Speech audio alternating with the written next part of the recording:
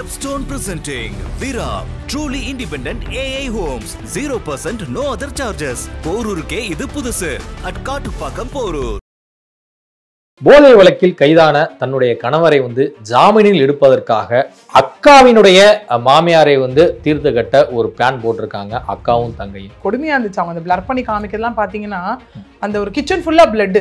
இது எப்படி சொல்றதுன்னா ஒரு கிரைம் வெப் சீரிஸ் கூட மிஞ்சுற அளவுக்கு இருக்கு இந்த விஷயம்.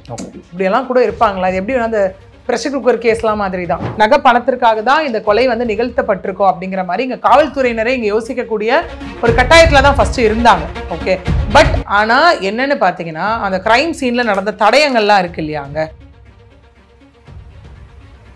இப்போ பிரேத பரிசோதனை அப்போ எடுத்துகிட்டு போகும்போது அவங்க கையில் ஒரு நீளமான முடி இருக்கிறத பார்க்க முடியுது. ஓகே, எங்கேருந்து எடுக்கிறாங்க பாருங்கள், லூப்பு. அந்த பகுதியில் கம்பளி விற்கக்கூடிய ஒரு வட மாநில தொழிலாளி தான் இவங்களை கொண்டுட்டாங்க அப்படின்னு சொல்லி வாட்ஸ்அப்பில் மெசேஜ் வருது. ஓகே, போலீஸார் என்ன பண்ணுறாங்கன்னா இந்த வாட்ஸ்அப் மெசேஜை பார்த்துட்டு இது யாரிடமிருந்து முதலில் அனுப்பப்பட்டதுன்னு ஒரு விஷயம் இருக்கு இல்லையா, அது அவங்க தேடி கண்டுபிடிக்கும் போது தான் மேலே மேலே ஒரு அதிர்ச்சி காத்துட்ருக்கு.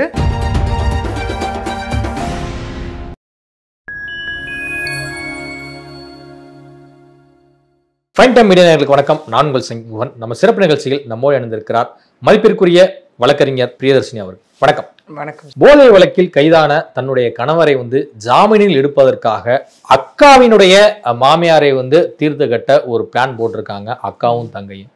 இது என்னடா அப்படி ஒரு ஸ்கெட்சா இருக்குன்னு சொல்லி பார்க்கும்போது நமக்கே ரொம்ப ஆச்சரியமா இருக்கு. சினிமாவில் கூட அப்படியெல்லாம் யோசிப்பாங்களான்னு ரொம்ப அதிர்ச்சியா இருக்கு. கூடலூரில் நடந்த இந்த படுகொலை சம்பவத்தினுடைய பின்னணி சொல்லும் போது நம்மளே பார்க்கும்போது அப்படியே பதப்பதன்னு இருந்துச்சு. அந்த இதெல்லாம் அப்படியே கொடுமையா இருந்துச்சு. அவங்க அந்த பிளர் பண்ணி காமிக்கிறதுலாம் பார்த்தீங்கன்னா அந்த ஒரு கிச்சன் ஃபுல்லா பிளட். அந்த அளவுக்கு எப்படிடா நீங்க சமையலறை பூரா தெரிச்சு கீழே ஃபுல்லா பிளட் ஃபுல்லா பிளட். அந்த இடத்துல பார்க்கும்போது மனசாட்சியே இல்லை உங்களுக்குலாம் கொஞ்சம் கூட. இது எப்படி சொல்லுவேன்னா ஒரு கிரைம் பண்றாங்க ஆண் பெண், ஒரு பெண்ணு டு பெண். ஏன்னா பெண்கள் பொதுவாகவே சாந்தமானவங்க, சாஃப்ட், அப்படிலாம் ஒரு பொதுவான கருத்து இருக்கு இல்லையா அந்த இடத்துல. ஸோ அப்படி இருக்கும் போது எப்படி இது முடியுது? அந்த அளவுக்கு மைண்ட் செட் பண்றதா? இது எப்படி சொல்றதுன்னா ஒரு கிரைம் வெப் சீரிஸ் கூட மிஞ்சுற அளவுக்கு இருக்கு இந்த விஷயம். இப்படியெல்லாம் கூட இருப்பாங்களா? இது எப்படி அந்த பிரஷர் குக்கர் கேஸ்லாம் மாதிரி தான். அது இது பண்ணி பிரஷர் குக்கர் போட்டு ஹைதராபாத்ல தெலுங்கானாலாம் இது நடந்த விஷயம். போலீஸ் துப்பே கிடைக்காம இவன் சைக்கோவா நிஜமா உண்மையை சொல்றானா, வைஃப் எங்கேயாவது மறைச்சு வச்சிருக்கானா அப்படிங்கிற அளவுக்குலாம் யோசிக்க வச்ச ஒரு விஷயம் இருக்கு இல்லையா. ஸோ அதுவே என்ன சொல்றாங்க அந்த இடத்துல சொன்ன விஷயமா இருக்குன்னா நிறைய யூடியூப்ஸ் பார்த்து நிறைய கத்துக்கிட்டது. இந்த கிரீஷ்மா கேஸு பாய்சன் எப்படி கொடுக்கறது அப்படிலாம் கத்துக்கிட்ட ஒரு விஷயமா இந்த இடத்துல பார்க்கப்படுது இல்லையா. ஸோ அப்படி இருக்கும் போது இந்த கேஸை பார்த்து இது இன்னும் மூவிலே வரலையேப்பா அப்படிங்கிற மாதிரி ஒரு விஷயமா தான் யோசிக்க தோணுது கண்டிப்பா. ஏன்னா நீங்க சொன்ன மாதிரி பாத்தீங்கன்னா அந்த 55 வயது உடைய அந்த மதிக்கத்தக்க ஒருத்தவங்க தான் இங்க கொலை செய்யப்பட்டிருக்காங்க இந்த இடத்துல. ஓகே, இது எங்க எதற்காக அப்படின்னு பார்த்தோம்னா அவங்க அணிஞ்சிருந்த 6 சவரன் நகைக்காக கொலை செய்யப்பட்டாங்க. இப்போ எல்லாருமே என்ன யோசிப்பாங்கன்னா 6 சவரன் நகைக்காக கொலை செய்யப்பட்டிருக்காங்களா அப்படின்னா சரி, யாரோ நகை கொள்ளை அடிக்கிறவங்க கொலை பண்ணிருப்பாங்க. 6 பவுன் நகை தாலி கூடியா? 6 பவுன் நகைன்றது கம்மல், ஒரு கம்மல் 6 பவுன். ஓகே, அதான் 2 கம்மல் 6 பவுன். ஓகே, அப்ப கொலை செய்யப்பட்டிருக்காங்கன்னா அப்ப யாரோ கொள்ளையர்களோட வேலை தாங்க, அதாங்க கொலை செய்யப்பட்டிருக்காங்க அப்படிங்கிற மாதிரி எல்லாமே இங்க இருந்தது. இங்க ஆக்சுவலி என்னன்னா ஈவன் போலீஸ் அஃபீஷியல்ஸே அவங்களோட சடலத்தை பார்க்கும் போது எல்லாமே இது பண்ணும்போது போலீஸாரே என்ன நினைச்சாங்க அப்படின்னா இந்த நகைக்காக கொள்ளை அடிச்சுட்டு அவங்க மாயம் ஆயிட்டாங்களோ, நகை பணத்திற்காக தான் இந்த கொலை நிகழ்த்தப்பட்டிருக்கோம் அப்படிங்கிற மாதிரி இங்க காவல்துறையினரே இங்க யோசிக்கக்கூடிய ஒரு கட்டாயத்துல தான் ஃபர்ஸ்ட் இருந்தாங்க. ஓகே, பட் ஆனா என்னன்னு பாத்தீங்கன்னா அந்த கிரைம் சீன்ல நடந்த தடயங்கள்லாம் இருக்கு இல்லையாங்க. ஓகே, ஏன்னா இது சொல்ல பண்ணீங்கன்னா அந்த கூடலூர் பகுதியை நீலகிரி கூடலூர் பகுதியை சார்ந்த நிலாக்கோட்டை அப்படிங்கிற பகுதி தான். ஓகே, இந்த சம்பவம் நடந்த அன்னைக்கு பார்த்தீங்கன்னா அவங்க ஃபுல்லா போலீஸ் அஃபீஷியல்ஸ். ஏன்னா எந்தவித துப்பும் ஆரம்பத்தில் துலக்கணும் அப்படிங்கிறதுக்காக உங்களுக்கே தெரியாது சுற்றி கொஞ்சம் ஏரியாஸ் எல்லாமே ஃபாரஸ்ட் ஏரியாஸ் மாதிரி அந்த மாதிரி இருக்கக்கூடிய விஷயங்கள் தான். இயற்கை சூழல் நீலகிரி அப்படின்னும் போதே அப்படிதானே. ஸோ அப்படி இருக்கும்போது போலீஸார் அங்கே குவிக்கப்பட்டிருந்தாங்க. அது மட்டும் இல்லாமல் போலீஸார் முதல்ல இந்த கண்ணோட்டத்தில் எடுத்துகிட்டு போனாங்க. ஒரு நகைக்காக கொலை செய்யப்பட்ட ஒரு சம்பவமும் அப்படிங்கிற மாதிரி எடுத்துகிட்டு போனாங்க. அதுக்கப்புறம் என்ன ஆச்சுன்னா அந்த கிரைம் சீன் இன்வெஸ்டிகேஷன் நடக்கும்ல, அந்த கிரைம் சீன் இன்வெஸ்டிகேஷனில் என்ன தடயங்கள் இருக்குன்னு சேகரிக்க ஆரம்பித்தாங்க காவல்துறையினர் ஒன்று ஒன்றா. ஓகே, அப்படி பண்ணும்போது தான் என்ன ஆச்சு அப்படின்னா முதல்ல அந்த குக்கர் விஷயம் அங்கே இருந்திருக்கு. ஓகே, குக்கர் விஷயம். ரெண்டாவது என்ன அப்படின்னா சிலிண்டர் முற்றிலுமாக திறந்து விடப்பட்ட நிலையில இருந்திருக்கு ஓப்பன்ல. மூணாவது 3 பீடி துண்டு அங்க இருந்திருக்கு.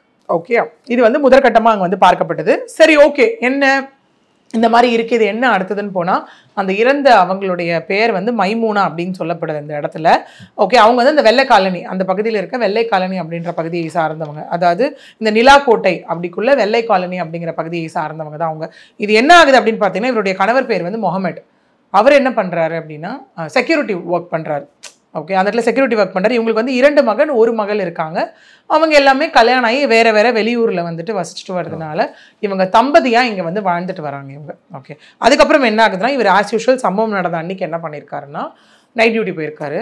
நைட் டியூட்டி போயிட்டு செக்யூரிட்டின்றதுனால செக்யூரிட்டி ஒர்க் பண்ணுறதுனால அவங்களுக்கு கால் பண்ணிகிட்டே இருந்திருக்காரு. பண்ணிகிட்டே இருக்கும் போது கால் பண்ணால் அவங்க பிக் பண்ணல. ஓகே, என்னன்னு சொல்லி பதறி அடிச்சுட்டு மார்னிங் வந்து பார்த்தா முன்னாடி டோர் வெளிப்பக்கமாக பூட்டு போடப்பட்டிருந்தது அந்த இடத்துல. சரின்னு சொல்லி இவர் அப்படியே பின்னாடி பக்கம் போய் பார்க்கும்போது தான் இவருக்கே அங்கே அதிர்ச்சி. ரத்த வெள்ளத்தில் அவங்க இருக்காங்க அந்த இடத்துல. கொடூரமான முறையில் கொலை உண்டு கிடக்கு. ரத்த வெள்ளத்தில் அங்கே இருக்காங்க. ஸோ என்ன ஆகுதுன்னா, இவர் உடனே போலீஸ்க்கு இன்ஃபார்ம் பண்ணுறாரு. போலீஸ் உடனே அங்கே வந்து சம்பவ இடத்துக்கு வந்து அவங்க உடலை வந்து கைப்பற்றி பிரேத பரிசோதனைக்கு வந்து போலீஸ் அங்கே அனுப்புகிறாங்க. ஓகே, பிரேத பரிசோதனைக்கு அனுப்பி என்ன பண்ணுறாங்கன்னா, அந்த சம்பவம் இடத்துல விசாரணை செய்யும் போது தான் சொன்ன மாதிரி அந்த குக்கர் விஷயமா இருக்கட்டும், இல்லை இந்த ஃபஸ்ட்டு வந்து அவங்களுக்கு கைப்பற்றப்பட்டது அந்த சிலிண்டர். ஃபஸ்ட்டு வந்த சஸ்பெக்ட் என்ன 3 பீடி துண்டுகள், அப்புறம் அந்த சிலிண்டரை முற்றிலுமாக திறந்து விடப்பட்ட நிலையில் இருந்தது தான். இதை வச்சு ஓகே கொள்ளைக்காக நடத்தப்பட்ட கொலையோ அப்படிங்கிற மாதிரி ஒரு சஸ்பெக்ட் வருது முதல் விஷயம். அதுக்கப்புறம் என்ன ஆகுது அப்படின்னு பார்த்தீங்கன்னா, போலீஸ் ஒரு விஷயத்தை புரிஞ்சுக்கிட்டாங்க. என்னன்னா, ஒருவேளை திசை திருப்புவதற்காக செய்யப்பட்ட ஒரு விஷயமோ ஏதோ மிஸ்மேட்ச் ஆகுது இந்த இடத்துல அப்படிங்கிற மாதிரி போலீஸ்க்கு வந்து அந்த இடத்துல ஒரு சஸ்பெக்ட் வருது திரும்ப. ஸோ அதுக்கப்புறம் என்ன ஆகுது, பலத்த சந்தேகம். அதுக்கப்புறம் என்ன ஆகுதுன்னா, அவங்களோட உடலை வந்து பரிசோதிக்கிறாங்கல்ல, இது அப்போ பிரேத பரிசோதனை அப்போ எடுத்துகிட்டு போகும்போது அவங்க கையில் ஒரு நீளமான முடி இருக்கிறத பார்க்க முடியுது. ஓகே, எங்கேருந்து எடுக்கிறாங்க பாருங்க லூப்பு. ஓகே, அவங்க அது எங்கேயாவது வர வழியில் விழுந்து கூட இருக்கலாம். பட் பாருங்க, மார்ச்சுரியில் எடுத்திருக்காங்களா இல்லை வர வழியில்? மார்ச்சுரியில் பரிசோதனை அப்போ வந்துட்டு ஒரு நீளமான முடி ஒன்று கையிலேருந்து எடுத்திருக்காங்க. ஸோ அதுலேருந்து அவங்க என்ன பண்ணுறாங்கன்னா, இல்லை இது திசை திருப்புவதற்காக இந்த பீடி துண்டுகள் எல்லாம் இங்கே போடப்பட்டிருக்கு, இது முற்றிலுமாக கொலையாளி ஒரு பெண்ணாக இருப்பதற்கான சாத்தியங்கள் அதிக அளவில் இருக்கிறது அப்படின்னு சொல்லி அவங்க அந்த இடத்துல வந்து முடிவு பண்ணுறாங்க. போலீஸ் வந்து எவிடன்ஸை கலெக்ட் பண்ணும்போது என்ன ஆகுது அப்படின்னா, அவங்களோட சொந்த குடும்பத்துல இருந்தே அவங்க விசாரணையை ஆரம்பிக்கிறாங்க. எப்பவுமே அதெல்லாம் நடக்கும் வழக்கமா. ஒரு விஷயம் நடக்குதுன்னா முதல்ல குடும்பத்தார தானே விசாரிப்பாங்க, அதுக்கப்புறம் அக்கம் பக்கத்தினர், அப்புறம் வெளி வட்டாரங்கள், அப்புறம் சஸ்பெக்ட், உங்களுக்கு யார் மேலே சந்தேகம் இருக்கா அப்படிங்கிற மாதிரி விசாரணை வழியும் அங்கே நீண்டுக்கிட்டே போகும் அந்த இடத்துல இல்லையா. அப்படி இருக்கும்போது என்ன ஆகுதுன்னா, உடனே எல்லாருக்கும் வாட்ஸ்அப்பில் ஒரு மெசேஜ் வருது, குறுஞ்செய்தி வருது. என்ன வருதுன்னா, அந்த பகுதியில் வந்து கம்பளி விற்கக்கூடிய ஒரு வட மாநில தொழிலாளி தான் இவங்களை கொண்டுட்டாங்க அப்படின்னு சொல்லி வாட்ஸ்அப்பில் மெசேஜ் வருது. ஓகே, போலீஸார் என்ன பண்ணுறாங்கன்னா, இந்த வாட்ஸ்அப் மெசேஜை பார்த்துட்டு இது யாரிடமிருந்து முதலில் அனுப்பப்பட்டதுன்னு ஒரு விஷயம் இருக்கு இல்லையா, அதை அவங்க தேடி கண்டுபிடிக்கும் போது தான் மேலே மேலே ஒரு அதிர்ச்சி காத்துட்ருக்கு. அவங்களோட பெரிய மருமக ஹீரோனிஷா அவங்க தான் இதை வந்துட்டு அனுப்பியிருக்காங்க இந்த டெக்ஸ்ட்ன்னு தெரிய வருது. ஓகே, ஏன்னா பாருங்கள், கொலை செய்வரன் எங்கேயாவது ஏதாவது ஒரு விஷயத்தை விட்டுட்டு போவோம் அப்படிங்கிற மாதிரி இவங்க அதில் வந்து வசமாக சிக்கியிருக்காங்க ஹீரோனிஷா. ஸோ காவல்துறையினர் என்ன பண்ணுறாங்க அப்படின்னா கைது செய்கிறாங்க. ஓகே, அதுக்கப்புறம் தான் தெரிய வருது என்னென்னா, அக்காவும் தங்கையுமாக சேர்ந்து இந்த விஷயத்த பண்ணியிருக்காங்க அப்படின்னு சொல்லி. தங்கை பேர் வந்து ஹசீனா. ஓகே, சரி, எதுக்காக இந்த கொலை சம்பவம் அப்படின்னா, மாமியார் மருமகள் சண்டையா, அதுக்காக கொலை செய்கிற அளவுக்குலாம் போவாங்களா? ஏன்னா நிறைய இதில் வந்து டார்ச்சர் இருக்கும், மாமியார் வரதட்சணை குடும்பம் கொடுப்பாங்க, மருமகள் வந்து சூசைட் பண்ணிப்பாங்க, இல்லை சில இடத்துல வந்து மிரட்டுற விஷயம் படத்துல எல்லாமே கூட நம்ம பார்த்துருப்போம் இல்லையா. சில இடத்துல வந்து அதே இது வந்து மருமகள் வந்து மாமியார் அடிக்கிறது அந்த மாதிரிலாம் பார்த்துருப்போம். சரி, எதற்காக இந்த சம்பவம், எதற்காக இது நிகழ்த்தப்பட்டது அப்படின்னு பார்த்தோன்னா, இந்த ஹசீனா இருக்காங்க இல்லையா, அந்த ஹீரோனிஷா அவங்களுடைய மருமகளோட தங்கச்சி இருக்காங்க இல்லையா, தங்கச்சியோட ஹஸ்பண்டை வந்து பெயிலில் எடுக்கிறதுக்காக தான் இந்த கொலை நடத்தப்பட்டிருக்கு, அவங்கள தீர்த்து கட்டியிருக்காங்க அப்படிங்கிற ஒரு விஷயம் இங்கே அவங்களே ஒப்புக்கொள்கிறாங்க. ஓகே, என்ன சொல்கிறாங்கன்னா, எதற்காக அப்படின்னா, அவங்களோட ஹஸ்பண்ட் ஹசீனாவோட ஹஸ்பண்ட் நிஜாமுதீன் ஏப்ரல் மாதம் என்ன பண்ணுறாரு அப்படின்னா, அந்த கஞ்சா MDMA அந்த போதைப் பொருள் விற்ற வழக்கில் வந்து கைது செய்யப்படுறாரு. அந்த இடத்துல கைது செய்யப்பட்டு கோவை மத்திய சிறையில் வந்து அவர் அடைக்கப்படுறாங்க. ஓகே, அடைக்கப்பட்டவர் கணவரை வந்து பெயிலில் வெளியே எடுக்கணும்னா பணம் தேவை. ஓகே, அப்போ இந்த ஹசீனா என்ன பண்ணுறாங்கன்னா, அக்கா ஹீரோனிஷாவை, அதாவது இந்த மைமுனாவோட மருமகளை போய் பிரெயின் வாஷ் பண்ணுறாங்க, மூளைச்சலவை பண்ணுறாங்க. என்ன பண்ணுறாங்கன்னா, நம்ம எப்படியாவது பணம் இருந்தால் என் கணவரை வெளியில் எடுத்துட்டு என் கணவருக்கு நல்ல பெரிய இடத்துலலாம் கான்டாக்ட்ஸ் இருக்குது, அதை உபயோகப்படுத்தி லைஃப்பில் நம்ம பெரிய ஆள் ஆகிடலாம் அப்படின்னு சொல்லி அவங்க மூளை செலவை பண்ணுறாங்க. குறுக்கு வழியை தேடிருக்காங்க. மூளை செலவை பண்ணுறாங்க. குறுக்கு வழி தேடினவங்க என்றைக்குமே வாழ்க்கையில் நல்லா இருந்ததா உருப்பிட்டதா சரித்திரமே கிடையாது. ஓகே, நிறையவே எல்லாத்தையும் அதான் சான்றாக இருக்குது இல்லையா. ஆமாம். ஸோ இவங்க என்ன பண்ணுறாங்கன்னா, இம்மீடியட்டாக எப்படி பெயில் எடுக்கிறதுன்னு யோசிக்கும் போது தான் 2 பேரும் கூட்டாக சேர்ந்து ஒரு விஷயம் பிளான் பண்ணுறாங்க. 55 வயது மைமூனாவை நம்ம தீர்த்து கட்டிட்டோம்னா அவங்க கிட்ட இருக்க அந்த 6 பவுன் நகையை நம்ம எடுத்துக்கலாம். எடுத்துட்டு அதை நம்ம விற்று வெயிலும் எடுத்துடலாம். வெயில் எடுத்தால் அவங்க கணவர் நீ சொன்ன மாதிரி வெளில வந்துடுவார். வெளில வந்துட்டு நம்ம ஆஹா ஓஹோன்னு லைஃப்பை லீட் பண்ணலாம் அப்படிங்கிறது அவங்களோட ஒரு பிளான் அந்த இடத்துல. ஓகே, ஸோ பிளான் ஆகிட்டு அவங்க என்ன பண்ணுறாங்க, பிளான் பண்ணபடியே சம்பவம் நடந்த அன்னைக்கு வந்து அந்த இடத்துக்கு போகிறாங்க. அந்த இடத்துக்கு போகும்போது அவங்க ரொம்ப பாவம், ரொம்ப வெல்கமிங்காக ரொம்ப சிரிச்சுட்டே அவங்கள வெல்கம் பண்ணுறாங்க. வெல்கம் பண்ணிட்டு ஜூஸ் எல்லாம் போட்டு தராங்க 2 பேருக்கும்.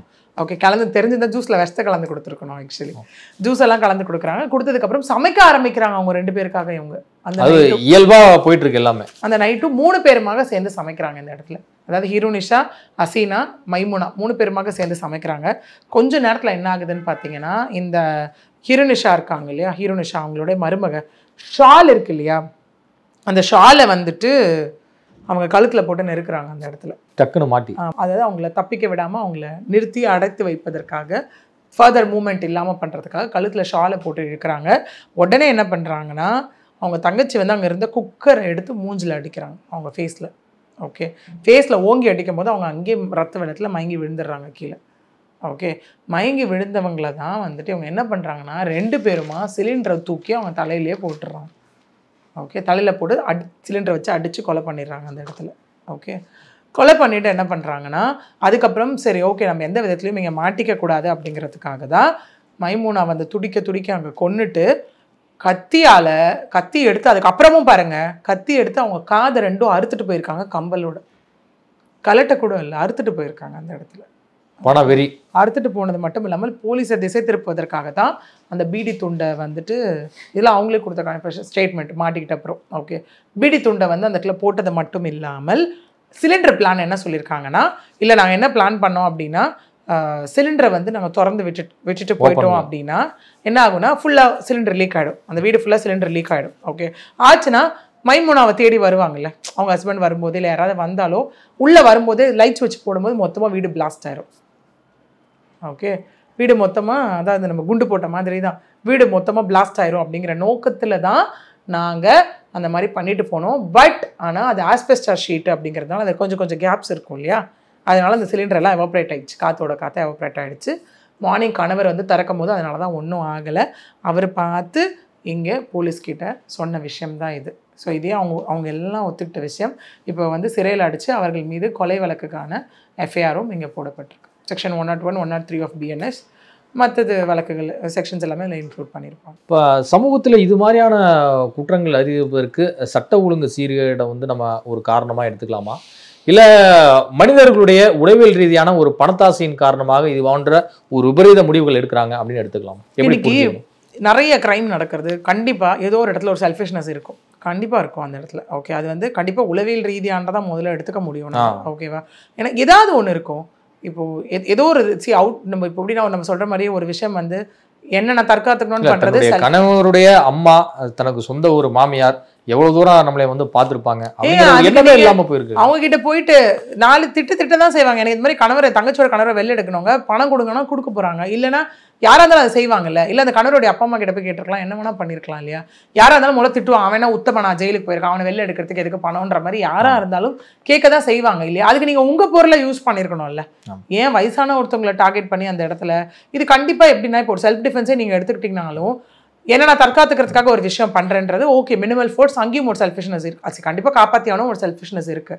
அவுட் ஆஃப் சடன் ப்ரொவகேஷன் அப்படின்னாலுமே என்ன ஒருத்தர் அசிங்கமாக பேசிட்டான், என் குடும்பத்தார ஒருத்தர் அசிங்கமாக பேசிட்டான், அங்கேயும் ஒரு விஷயம் இருக்குது. பக்கா பிளான் கிரைம் பண்ணுறவங்களும் ஒன்று பணத்துக்காக பண்ணுவாங்க, இல்லை பழிக்கு பழி வாங்கணும்னு பண்ணுவாங்க. இந்த மாதிரி பண்ணுறதுலையும் ஒரு செல்ஃபிஷ்னஸ் இருக்குல்ல. அப்போ இதுவுமே முற்றிலுமாக ஒரு சைக்கலாஜிக்கல் ரீதியாக ஃபஸ்ட்டு மைண்டை செட் பண்ணி, இப்போது நம்ம அந்த நிறைய விஷயங்கள் பார்த்துருப்போம், எப்படா இப்படிலாம் கொடூரமாக கொலை பண்ணுறாங்க அப்படிங்கிற மாதிரிலாம் இருக்கும். விச் மீன்ஸ் நமக்கு தான் அது ரத்தம் ஒரே வைக்கிற ஒரு விஷயம். அவங்க இதுக்காக தானே இது வந்தோம், நமக்கு அந்த என்ன டார்கெட்டோ அதான் நமக்கு முக்கியம் அப்படின்னு பண்ணிட்டு போகக்கூடியவங்க ஒரு கட்டத்து மேலே அவங்களுக்கு அதுவே இதுவாகிடும், பழகிடும், யூஸ் டு இட் ஆயிரும். இவ்வளோ தானே விஷயம், பண்ணலாம், பண்ணிட்டு போகலாம், நமக்கான ஆதாயம் நமக்கு கிடைக்குது இல்லை. இப்போ இங்கே வந்து இவங்க ஒரு உயிர் போதுணும், இவ்வளோ கஷ்டம்னா அவங்க யோசிக்கல போல, தனக்கு பணம் தேவை, அவ்வளவுதான் விஷயம். அப்படிதான் இந்த இடத்துல யோசிச்சிருக்காங்க. பட் அகைன் அது கொடூரமான ஒரு எண்ணம் தான். இதுவரை உங்க பல்வேறு கருத்து உங்களுக்கு நன்றி மேம். நன்றி.